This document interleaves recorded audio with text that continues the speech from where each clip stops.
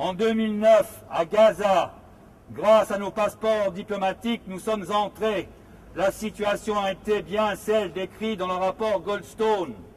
Nous avons aussi visité les camps de réfugiés palestiniens mis en place dès 1948 par la Chambre des Nations Unies, l'UNRWA, où plus de 3 millions de Palestiniens attendent, les descendants de ceux qui ont été chassés par Israël en 49 et en 68, attendent un retour de plus en plus problématique. Gaza est et reste une prison à ciel ouvert pour 1,5 million de Palestiniens.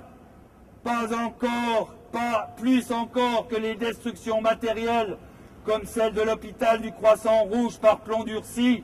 C'est le comportement des Gazaouis, leur patriotisme, leur amour de la mer et des plages, leur constante préoccupation du bien-être de leurs enfants, innombrables erreurs qui hantent notre mémoire. Nous les avons vus confectionner les briques faute de ciment pour reconstruire les milliers de maisons détruites par les chars. On nous a confirmé qu'il y avait eu 1400 morts, femmes, enfants, vieillards inclus dans le camp palestinien au cours de cette opération plomb durci, contre seulement 50 blessés côté israélien. Je partage les conclusions du juge sud-africain. Que les Juifs puissent perpétrer eux-mêmes ces crimes de guerre est insupportable.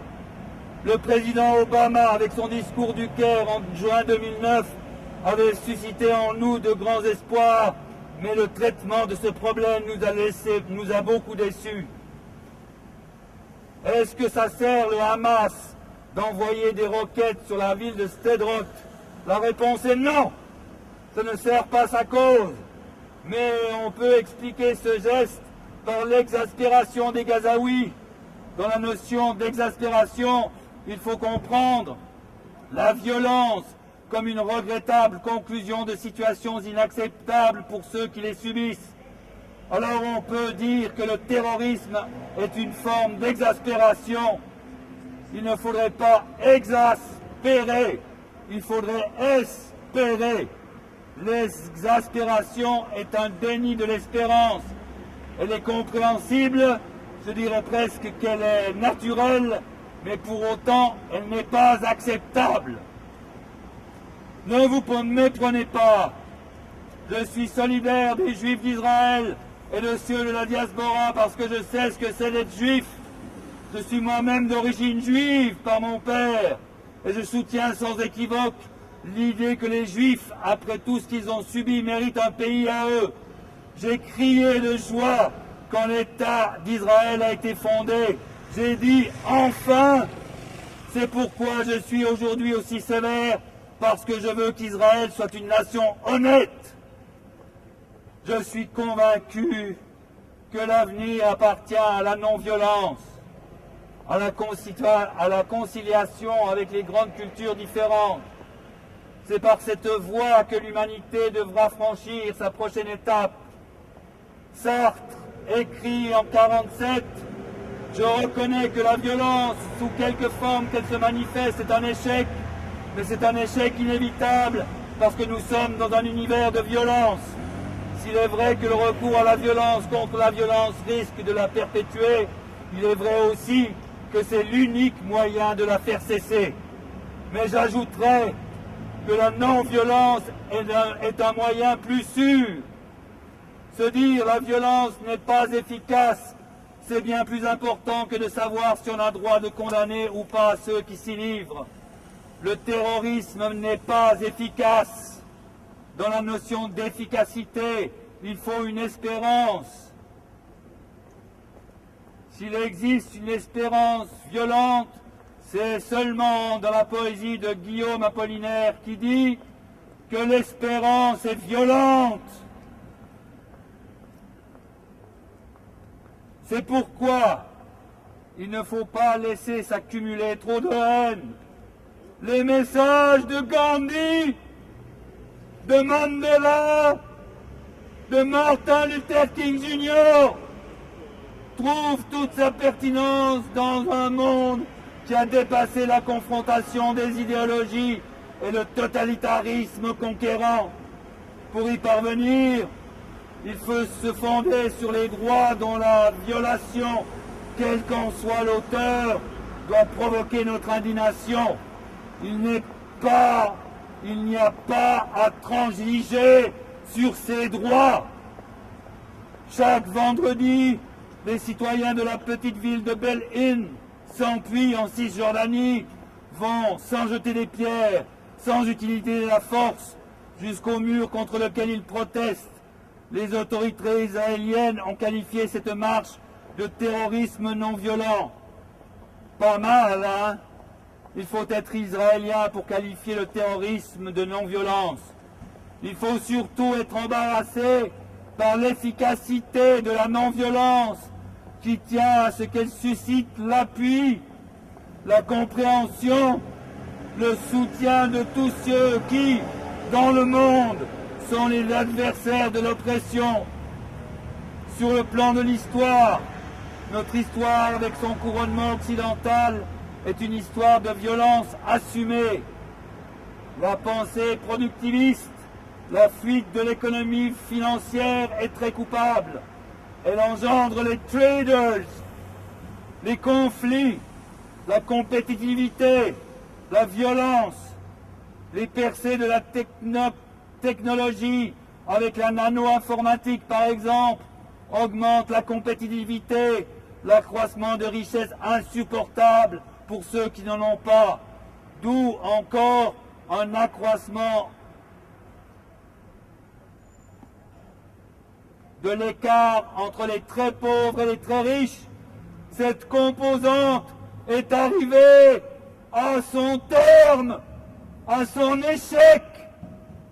C'est l'aboutissement d'une façon de se comporter où l'Occident a joué un rôle sinistre et entraîné le monde dans une rupture sociale. Cette fuite en avant du toujours plus dans le domaine financier. Il est grand temps que le souci éthique, de justice, d'équilibre durable prévale, car les risques les plus graves nous menacent. Ils peuvent mettre un terme à l'aventure humaine sur une planète rendue inhabitable par l'homme. Les 10 premières années du XXIe siècle ont été une période de recul. Ce recul, je l'explique en partie par la présidence américaine de George Bush le 11 septembre et les conséquences désastreuses qu'en ont tirées les États-Unis comme cette intervention militaire en Irak. Nous avons eu cette crise économique, mais nous n'en avons pas davantage initié une nouvelle politique de développement. Nous sommes à un seuil entre les horreurs de la première décennie et les possibilités des décennies suivantes. Longtemps, on a pensé qu'une évolution de l'Occident, États-Unis et Europe confondus, suffirait à mesurer le chemin de l'histoire. Mais aujourd'hui, on sait que c'est plus compliqué, que l'Inde, la Chine, le Brésil, l'Afrique du Sud sont des partenaires sans lesquels il ne peut y avoir de véritable progrès. Je ne désespère pas de la sagesse chinoise. La Chine est une des civilisations les plus complètes.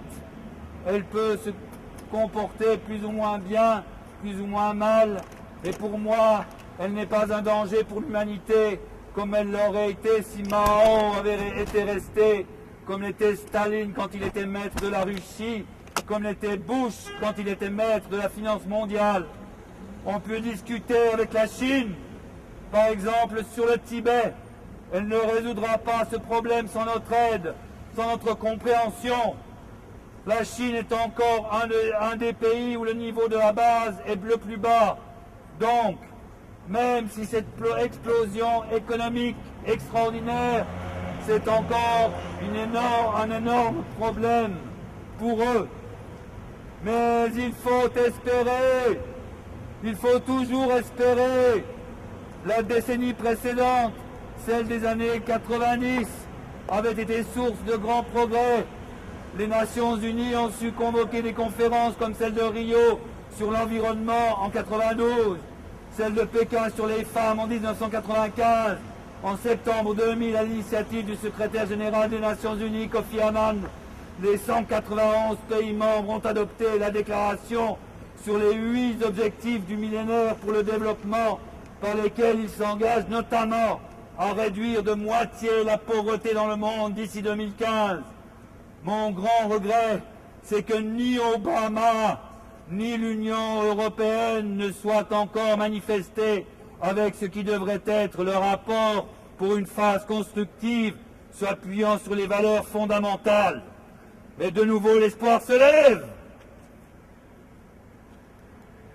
Le 8 mars 2004, nous, vétérans des mouvements de la résistance et des forces combattantes de la France libre, nous disons que le nazisme est vaincu grâce au sacrifice de nos frères et sœurs de la résistance et des Nations Unies contre la barbarie fasciste. Mais cette menace n'est pas totalement disparue et notre colère contre la justice est toujours intacte. Appelons-nous toujours à une véritable insurrection pacifique contre les moyens de communication de masse qui ne proposent comme horizon pour notre jeunesse que la consommation de masse, le mépris des plus faibles et de la culture, l'amnésie généralisée et la compétition à outrance de tous contre tous.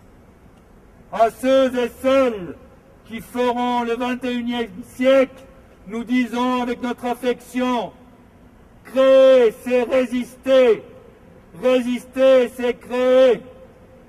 Stop Wall Street, stop la City, stop Paris, stop Milano, stop Frankfurt, stop Shanghai, stop Tokyo, stop San Francisco. Ah, ça ira, ça ira, ça ira. Les politiciens à la lanterne, ah, ça ira, ça ira, ça ira. Tous les banquiers, on les ruinera. Tous. Constitution de l'an 12. Article 1.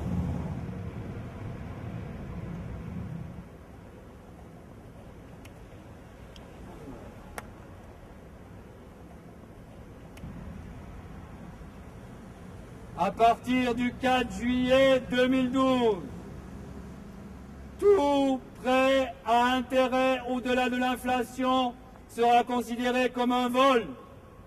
Article 2. À partir du 4 juillet 2012, toute fabrication d'armes partout dans le monde sera considérée comme un crime et la nation qui le perpétrera se verra infliger le versement de son budget défense comme amende. Article 3. Le personnel politique est pléthorique en France comme ailleurs. À partir du 4 juillet 2012, 80% du personnel politique à l'ANPE, les banquiers et les politiciens qui auront perdu leur emploi seront rémunérés par les économies faites sur les fabrications d'armes.